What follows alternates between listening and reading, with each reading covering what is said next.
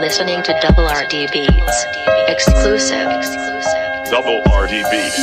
Sinang ka sa mundong ito, naging tuwa ng magulang mo, at ang kamay nila ang iyong ilan. Salamat sa lahat ng inyong pag-aaruga. Hindi nyo ko pinabayaan sa aking pagtanda.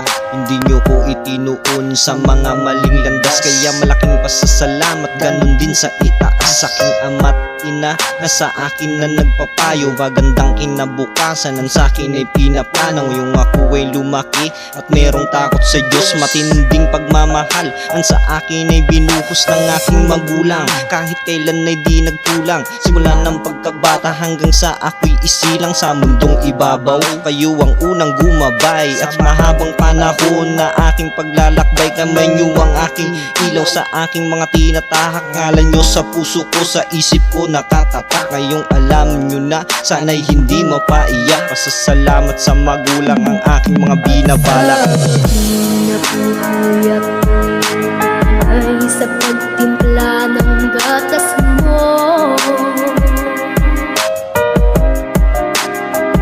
at sa umaga na may kalong ka ng iyong amang tuwang-tuwa sa'yo.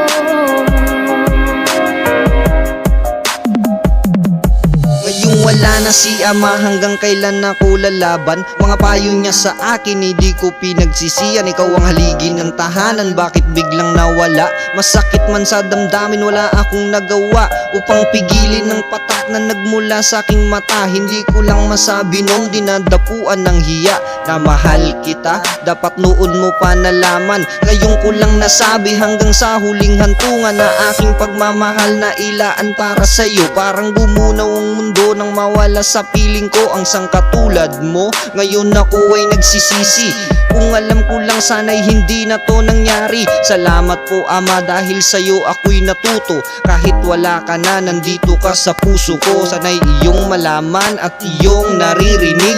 Patawad po ama ang nais kong ipabatid. Ay biglang nagbago, naging matigas ang iyong ulo. Ayaw nila'y sinuway mo.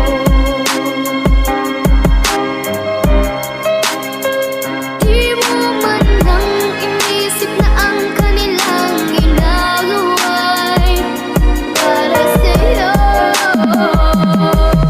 Sa mura kong edad, maagang namulat sa realidad. Sa takot at kaba, alanganin pa na ilahad. Natatakot na baka di ko na magawa lahat. Sinubukan pang tumakas, talikuran ng responsibilidad. Pero naisip ko na di ako ganon kaduwag, kaya bumalik, hinarap, niyakap ang pananagutan. Napakahirap, walang tigil sa pag-abante, kahit na ang isipan ay hindi na mabakante. Akala ko nung una malabo to sa akin na mangyari, pero di nabali, huli na ang lahat. Handa nang salubungin ng mapanganib na lubak. At kahit kailan di ko pinagsisihan na maagang naging magulang. Sa 16 na taong gulang ang aking magulang, di naman nagkulang sa mga paalala. Kaya ngayon alam ko na ang maging magulang ay hindi madali. Puno ng pasakit pero di nadaan na lang sa ngiti. Ano pa ang mga araw at ang landas mo'y naligaw? Ikaw ay nalulong sa masamang bisyo.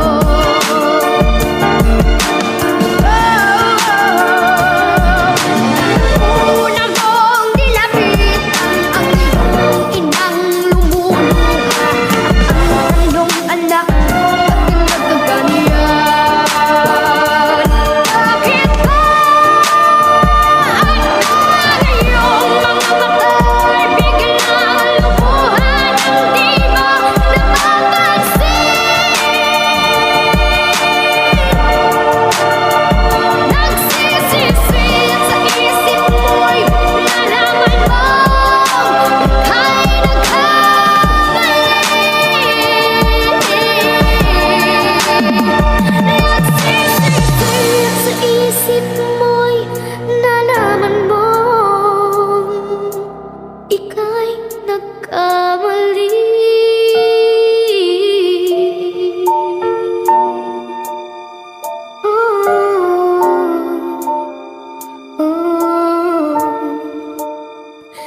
nagsisisi